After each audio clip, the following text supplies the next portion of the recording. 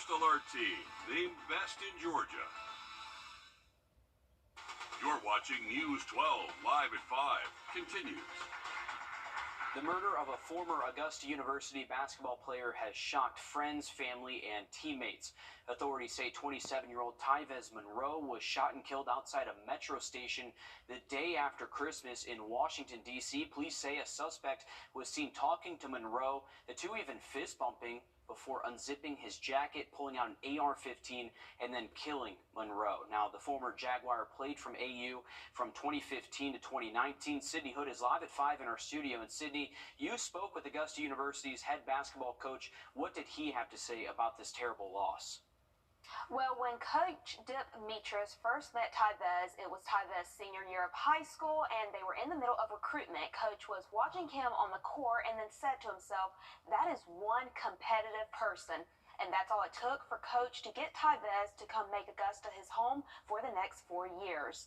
You go inside Christian Berry Fieldhouse, and Tyvez's name is written on every single leaderboard in there, which is a huge deal because you have to be a good shooter, a good rebounder, a good passer, and scorer. Coach says he is the complete player and proved to be a significant contributor to AU basketball. If he didn't play well, he was going to be in the gym shooting the next day, and was willing to do anything. And his senior year, he brought unbelievable leadership to a team. And that translated to the next group of seniors who had just finished up last year. Seriously, you watch Tyvez on the court and you can see just how electric he was. He finished his career here with more than 1,000 points. And coming up all new tonight on News 12 at 6 o'clock, the competitive spirit that's built an entire legacy right here in Augusta. All right, thank you, Sydney. And that suspect in the shooting is still on the run tonight. Authorities in D.C. are still searching. Of course, a terrible loss. We'll keep you guys updated as we learn more. And again, thank you, Sydney, for that. To weather now, where coming up in just about 10 minutes. Thanks, Riley. A man is dead after a crash last night on the Bobby Jones Expressway. The coroner saying 42-year-old William Beasley lost control of his vehicle and rolled over several times near mile marker 12. He was taken to the hospital where he was pronounced dead just after 5:30. After several Aiken businesses closed their doors in 2023, a slew of new ones are taking their place. This includes 2 new apparel shops, a dog grooming service, and a restaurant that are either open now or they plan to open soon. All new tonight on News 12 at 6 o'clock. Our Taylor Martin will have more from the owners of these new shops and what you can expect from each of them. Well, Augusta Tech is receiving $500,000 in grant money from the U.S. Department of Energy. The college is one of 5 institutions to get this grant, which aims to support the nation's nuclear security workforce. Augusta Tech will use this money to enhance its nuclear engineering technology program in partnership with the Savannah River National Laboratory. This means adding apprenticeships, hands-on learning opportunities, and new internship programs. Aiken High School is kicking off the new year with a new auditorium. At 4 this afternoon, the school held a ribbon cutting for the new space. It was paid for by the 1-cent sales tax, which also covers improvements at other Aiken County schools. The tax is set to expire early next year, but may be renewed. State leaders take steps to make sure pregnant women live long enough to see their children grow up. Today, the state capitol hosted a public hearing on Georgia's maternal mortality crisis. The CDC says from 2018 to 2020, 113 women died from pregnancy-related issues. Now, black women had a higher rate of deaths per birth than white, Hispanic, or Latino women. Our State House reporter Abby Casoris reports that people are calling this a state of emergency. This isn't just a statistic, y'all. It reflects real lives and families broken. Buffy Purcell says her Aunt Dee Dee is one of dozens of Georgia women who die each year because of pregnancy complications. Leaving behind a daughter who has to live with the fact that her birthday is the same day her mama died. Black women are 3 times more likely to die during childbirth. More than 50,000 women nationwide, like Demita Bishop, experience a near miss. Until I just finally sunk unconscious. When I woke up 3 weeks later, I had a baby. They don't believe our pain when we say we're hurting. And if we're telling them what's wrong, they don't listen to us. According to the Georgia Department of Public Health, 89% of pregnancy deaths are considered preventable. Driving the statistics, Georgia's healthcare system. According to a report from the Georgia Budget and Policy Institute, more than half of Georgia counties don't have any OBGYNs or just one or two options. Minority Leader James Beverly is calling for full expansion of Medicaid. Is you gotta have health insurance. The number one predictor of poor health outcome is not having insurance. Don't have insurance for 450,000 Georgians right now. How does that make sense? 150,000 people just got lopped off of Medicaid. How does that make sense?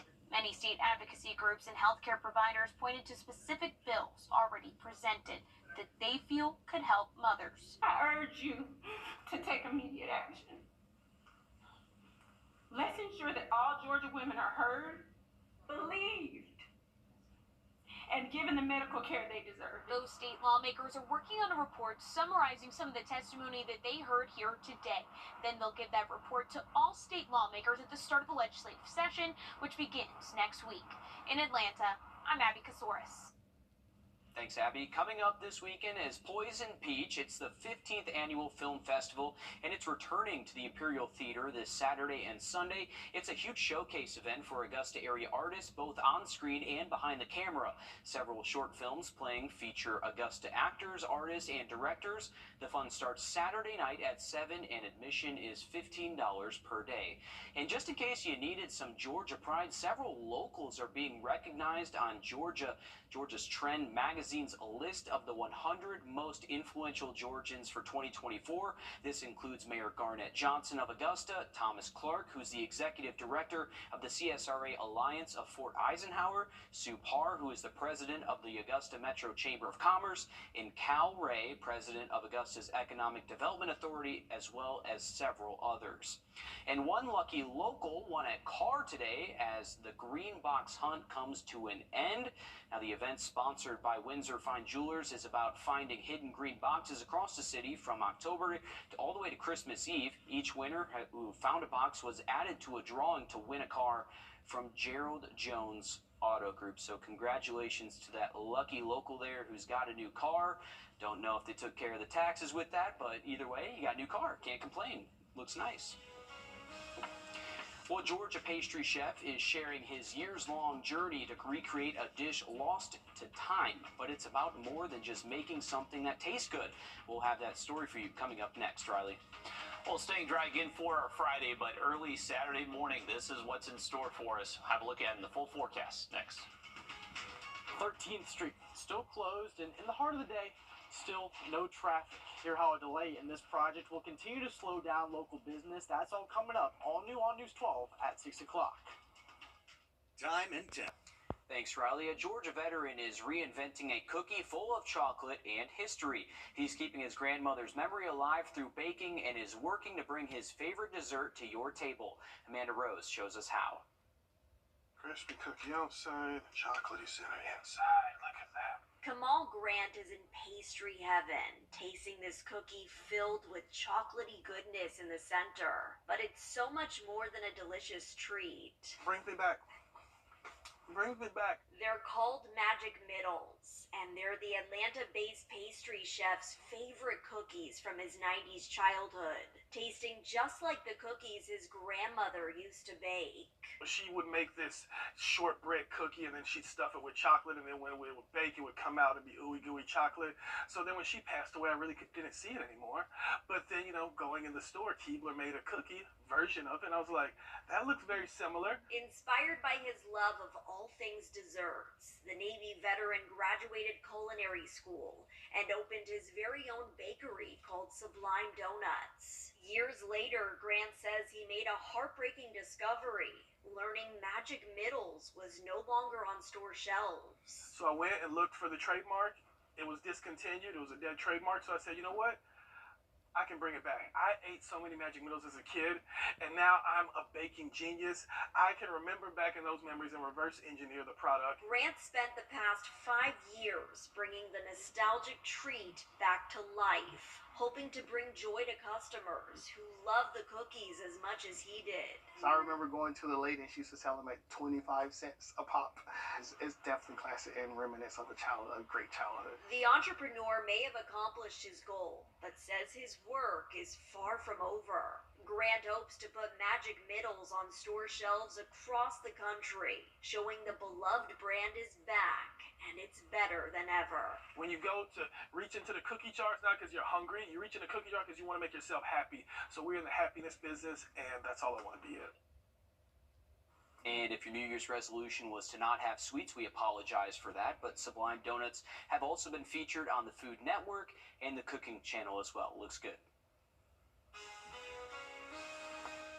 Nearly 1 million people cut cable or satellite in the last few months, thinking they would save a lot of money. How much do you really save?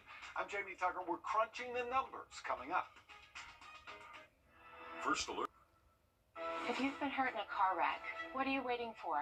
Call George Sink Injury Lawyers at all nines now. The sooner you call, the sooner they can help. George Sink Injury Lawyers has the experience to help you get your money faster. If you've been hurt in a car wreck, call all nines. How do you...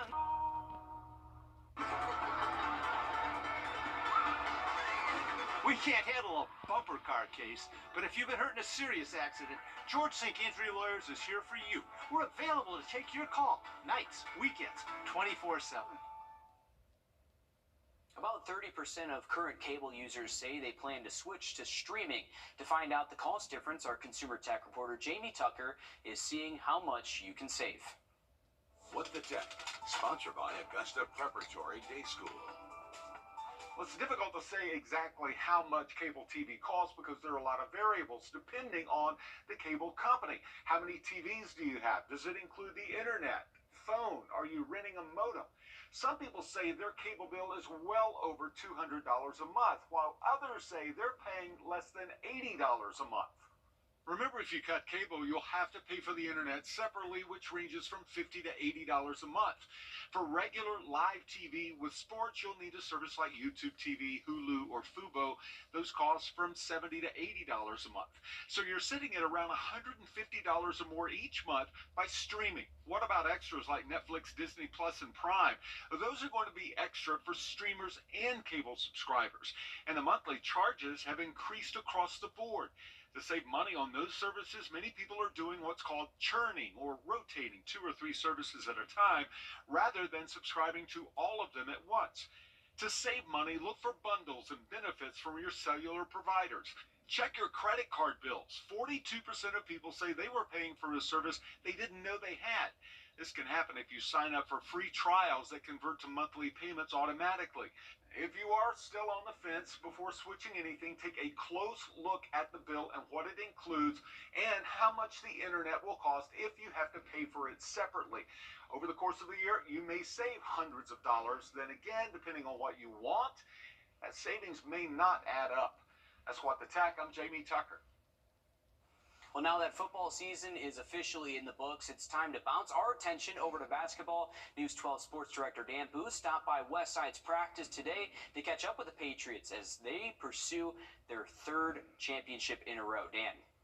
Winning a state championship is an amazing accomplishment. Winning back-to-back state titles is ridiculously impressive, and having a realistic shot to win 3 in a row is even less likely than Will going to Sanford Stadium and rooting for the Dogs. Now, the Patriots' new campaign is off to an 11-3 start with tough losses to Thompson, which was a wild game down the stretch, Butler, and Gray Collegiate. Westside is a little on the younger side this year, and as the season bounces on, they're continuing to work on filling the shoes of Kalon Hudson, Amari Tillman, and Jalix Ewing, who all graduated last year, played big roles on both of Westside State Championship teams, and scored over 1,000 points while playing for the Patriots. Something that comes with having young teams that, they get off to a good start. They look up at the scoreboard and see they're up a few points. We try to tell them they're only up a few possessions to kind of keep everything in perspective. But learning to finish, and you normally finish games on defense and at the free throw line. Sometimes they think you can finish it at the 3-point line, which normally leads to a long rebound and transition points. So we're trying to teach them how to finish on the defensive end and knock those free throws down. Coach Hunter told me that while the ingredients are a little different this year, that recipe is still the same. Westside's back in action over at Glen Hills tomorrow night. Shifting gears to college. All right, thanks for that, Dan. We are looking at a nice Friday ahead, but rain is going to be pushing through early Saturday morning. We'll have another look at that forecast just after a short break. We are excited to announce that the Medicare Specialist is now 64 Insurance Group. And while we've expanded our portfolio to include other health insurance products, we are still your go-to for all things Medicare. Don't wait until you're 65 to call. Are-you64.com. Wow, must be nice lives, no doubt about it. Investigate TV Plus. Hey, Chip, what's the matter?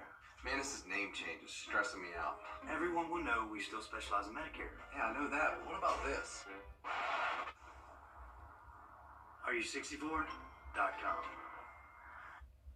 Well, here's a view from our Beach Island camera, 750 feet up. A beautiful look over the valley here. We have clear skies. Temperatures are cooling off pretty quick. We actually just dropped to 43 degrees at Bush Field, so it's happening quickly, folks. Stepping out tonight, definitely bundle up. It is going to be cold out there. 43 is the cold spot. That's at Bush Field. 48 in Aiken, 47 right now in Edgefield. Same thing in Thompson. Gibson, you're at 50. Louisville, one of the warmer spots, currently at 56. But most spots should be able to cool off at least into the upper 20s and even mid-20s possibly in a few of our more rural spots. So very cold start to our Friday morning. Make sure you're protecting your pets tonight.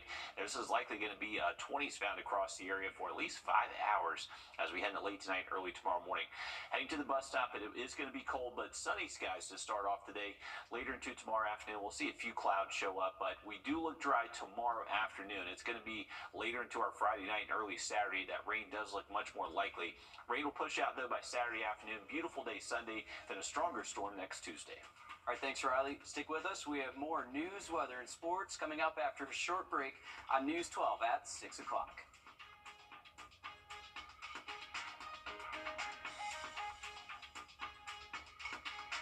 I'm Attorney George